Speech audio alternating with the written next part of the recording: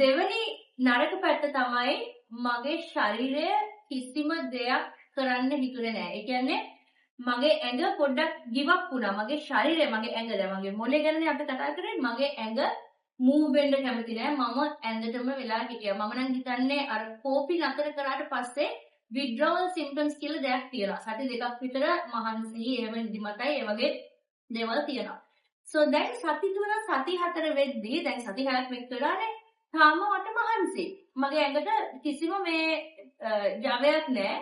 ඒ නිසා මම හිතුවා මගේ විටමින් D අඩු වෙයිද දන්නේ නැහැ. විටමින් D අඩු වුණාම අපේ ඇඟේ එනර්ජි එක ගොඩක් අඩු වෙයි. ඒ නිසා මම OPD ડોක්ටර් ගාවට ගියා. OPD ડોක්ටර් කිව්වා මට ගොඩක් මහන්සි. එතකොට එයා විටමින් D ටෙස්ට් එක ලිව්වා.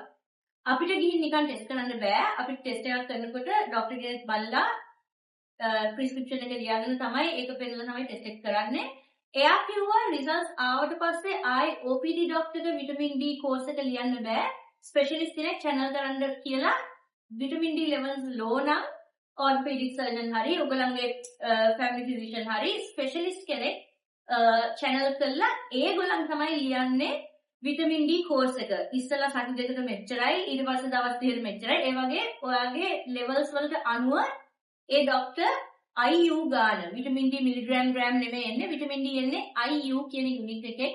අන්න ඒ විදිහට තමයි ඒගොල්ලන් ඒ course එක කියන්නේ. ඒ නිසා මම රිසල්ට් ආවට පස්සේ මගේ විටමින් D ලෝ. ඒ නිසා මම orthopedic surgeon කෙනෙක්ට ගියා. මොකද කකුල් පෙන්නන්න. එයා මට කැප්සියුල් ටික ප්‍රිස්ක්‍රිප්ෂන් එක ලියලා දුන්නා. හරි දැන් මම ඒක සති 12ක් ඒ කෝස් එක යන්න ඕනේ.